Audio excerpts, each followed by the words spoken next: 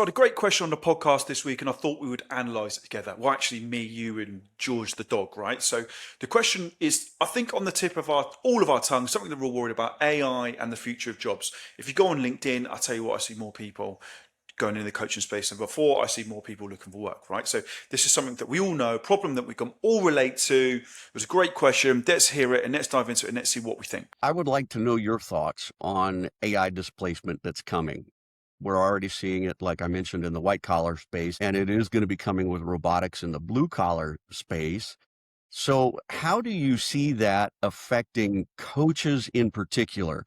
We all have an idea about how it's going to affect, people who do repetitive jobs like dishwashing and pizza delivery and, window washing, that kind of thing. We understand how it's already affecting jobs like thinking jobs like paralegals and people who write and that sort of thing. But how's it going to affect coaches? Because coaches are going to have, I believe, a slew of clients who are frustrated with where AI has landed them.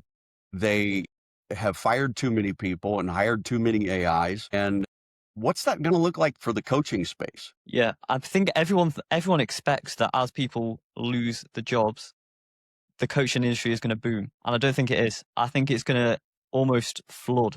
So you've not only got the higher demand of people wanting to be coached, you've also got more people wanting to become coaches as well. In terms of the white and the blue collar side of it, I think the blue collar guys, you don't need to worry yet. I think you've got at least 5 years, before robotics and that is taking over.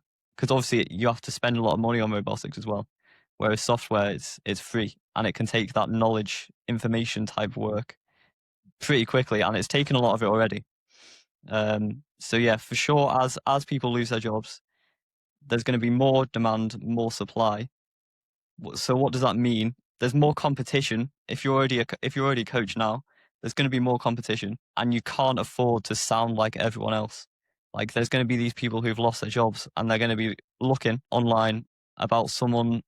They want someone who understands them and they resonate with. And again, like Greg said, it's really the story that is the massive thing, because you can't make it up, and AI can't take that from you either. I would advise that as well for the new coaches getting into it. You've really got to be careful not to sound like everyone else. In terms of the AI progression, a lot of people think it's like linear, so it just goes up over time.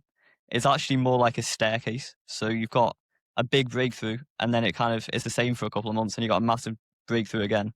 So you're going to have like maybe 50,000 people in the same industry who've just lost their job like overnight, and they're looking, and maybe 5,000 people are going to be like, okay, maybe I'm going to try coaching. So you're going to have this massive competition increase overnight. So you can't afford to sound like everyone else at all, because it's just not going to cut it. And I think a lot of those people who do get into coaching they're going to realize that pretty quickly. No, I agree. And I think you're 100% right.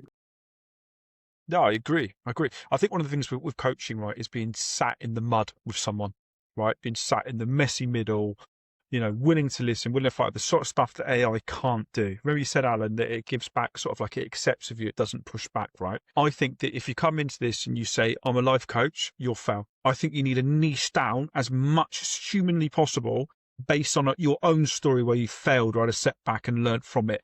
So much so that it almost looks scarily like the smallest viable option. I think that's the only way you can stand out in this business, and the only way that you can fight back against AI, because lots of people, right? I think I saw something like 67% of people self-diagnose themselves with AI, right? On top of that, how many people build romantic relationships with AI? That goes into your acceptance rate. The amount of cases that are open with OpenAI about romantic attachments and, dare I say it, people taking their life because of it, is scary, by the way. It's almost like taking on that, right, of like AI and going the opposite, being human. What is like a human crisis that someone needs to help survive? So it was a really good question from Alan, and I think Dan unpacked it really, really, really well, right? There's always going to be a space for coaching. People are always going to want humans. But I think actually with AI, the illusion is that coaches think it's going to be easier. Actually, I think it's going to be harder, right? And I think that what you need to do to stand out is actually be more human. Solve one problem for one person, a crisis that you've survived yourself, is ultimately the key. I just saw an even crazier stat next year that it's going to be 50 million new solopreneurs and founders coming into this space. 2.5 million are going to be coaches. The general fail rate is 86%. I think it's going to be even higher. Dare I say it? And dare I say it because they're going to lead with AI, just like people did with the dot-com boom, and they're not going to lead with being human. If you want to succeed, if you want to change your profile, if you're starting for next year, whatever you do, don't lead with AI. Of course, like, use it to assist, but I'll tell you what, don't use it as your prime thing. It will fail or it will blow out really, really quickly. If you want to succeed, be human, be yourself, try and resonate with people. That's how you don't fall into the coach trap.